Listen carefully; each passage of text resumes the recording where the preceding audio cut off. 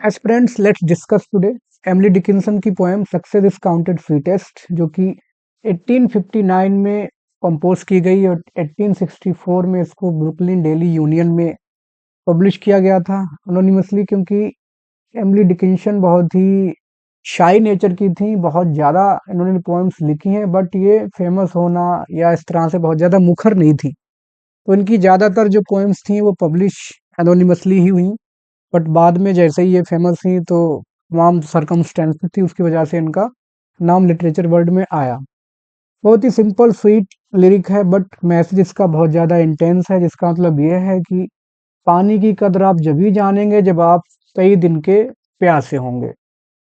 Success उन्हीं लोगों के लिए अच्छी है जो कभी सफल नहीं होते।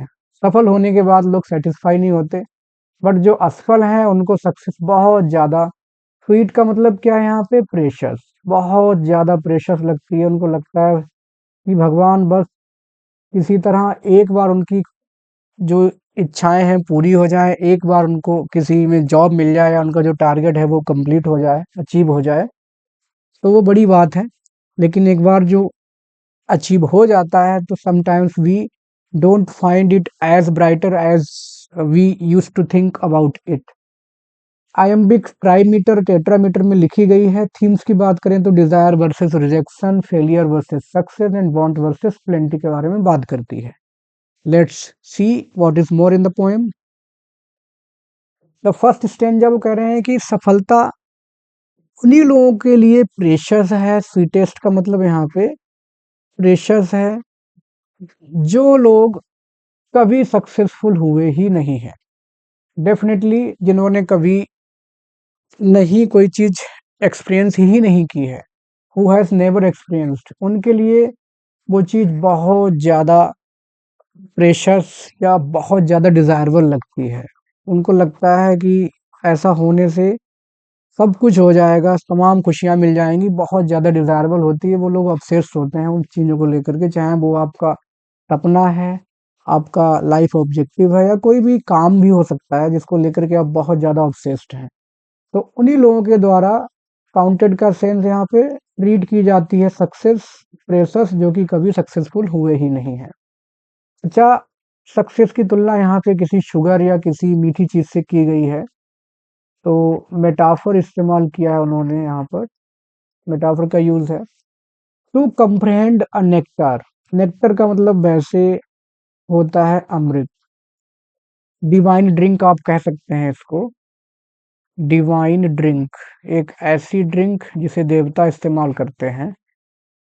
कंप्रहेंड का मतलब उसको बताने के लिए या उसके टेस्ट को, कि वो टेस्ट कैसा है, उसका रियल टेस्ट आप एक्सप्रेस जब ही कर पाएंगे, समझ पाएंगे। वैसे जो कंप्रहेंशन पैराग्राफ होते हैं वो इसी से बने हुए होते हैं, समझना, नेक्टर की वैल्यू को समझना और अमृत की वैल्यू को समझना। जब भी आप समझ पाएंगे जब आपके अंदर रिक्वायर्स मतलब जरूरत पड़ती है किस चीज की, सोरेस्ट नीड। सोरेस्ट नीड को आप कह सकते हैं कि परम आवश्यकता। परम आवश्यकता, जैसे आप एकदम मरे जा रहे हैं, आपकी अंतिम सांसें चल रही हैं, और तभी आपको कोई चीज मिलती है, तभी आप समझेंगे कि वो अमृत से कम नहीं है, एक अमृत जैसी कोई चीज है। सोरेस्ट का मतलब, वैसे सोर जो शब्द है इसका मतलब होता है पेनफुल, तो सोरेस्ट का मतलब हो जाएगा बहुत ज्यादा पेनफुल, जिसके बिना काम ही नहीं चल रहा, आप मरे जा रहे हैं। और ऐसी सिचुएशन में आपको अगर अमृत मिलता है, then you will comprehend its value, its taste. Not one of all the purple host. Purple host का मतलब यहाँ पे है विनिंग सोल्जर्स।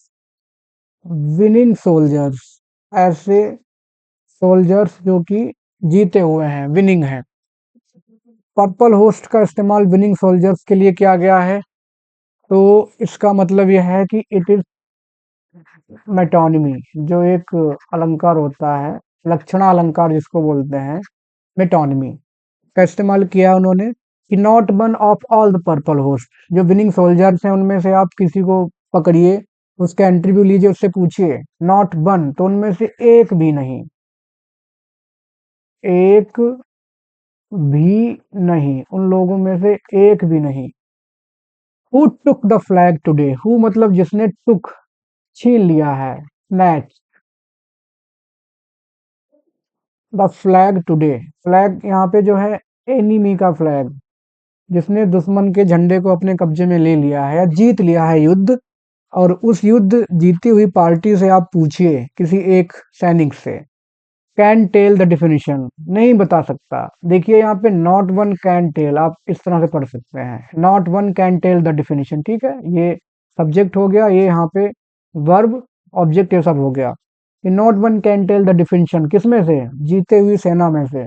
परिभाषा नहीं बता पाएगा, किस चीज की परिभाषा, सो क्लियर ऑफ विक्ट्री, इतनी स्पष्ट जीत की परिभाषा नहीं बता पाएगा। उससे पूछिए कैसा लग रहा है। जैसे अपना क्रिकेट वर्ल्ड कप जो 2023 का हुआ था, ओडीआई की बात कर रहा हूँ मैं, 50, उसमें जब इंडिया हारी, सारे के सारे मैच जीतने के बाद लास्ट मैच फाइनल में हारी ऑस्ट्रेलिया से, तो विराट कोहली, रोहित शर्मा जैसे प्लेयर, इवन पूरी पब्लिक भी रोने पे मजबूर हो गई। सबको यही लग रहा था कि सपना था कि ऑस्ट्रेलिया से बदला लेंगे 2003 का, 20 साल बाद, लेकिन अचानक से, क्रिकेट है, कभी भी कुछ भी कोई भी खेल में होता है। तो अब रोहित शर्मा से अगर पूछा जाता था उस समय, तो इवन वो लोग बोलना भी नहीं चाह रहे थे, वो चुपचाप निकल गए।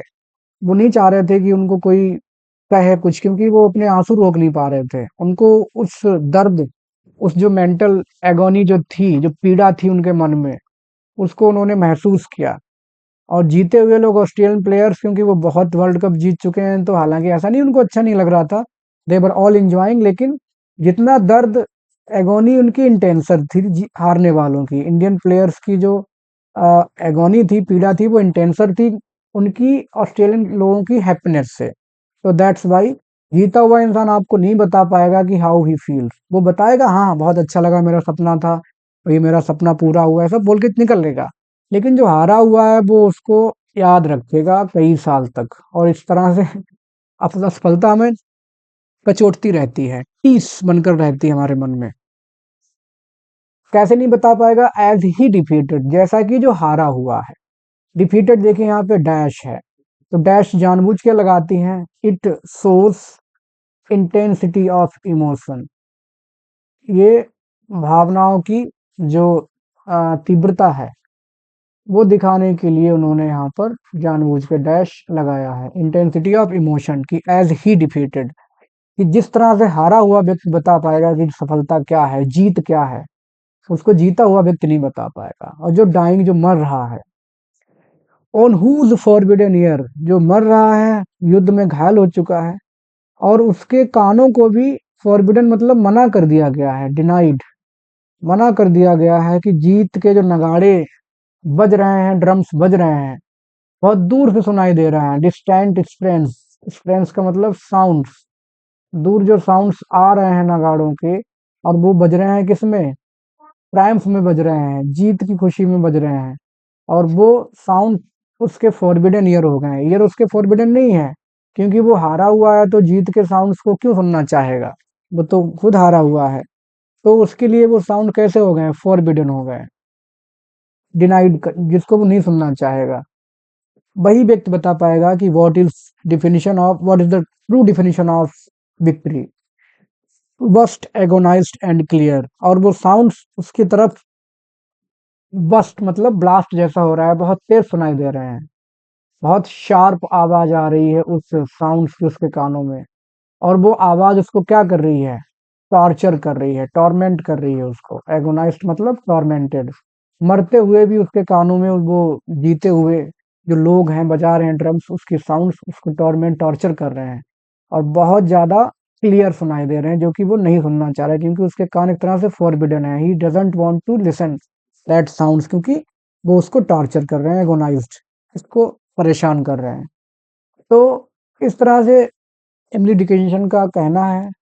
और ये ओवरऑल इस पोएम में, और ये हम प्रैक्टिकल लाइफ में भी देखते हैं कि जब हम हारते हैं किसी चीज को, असफल हो जाए, तो वो हमें याद आती रहती है। सफलता कुछ देर के लिए, उसकी जो हैप्पीनेस है वो क्षणिक है, समय में जल्दी बीतता है खुशियों का, और जो दुख भरा टाइम है वो हमें बहुत लंबे समय तक याद रहता है। तो दोस्तों, ये थी इस पोएम की explanation. You can like, subscribe, share the channel if you find it useful. Thanks for watching.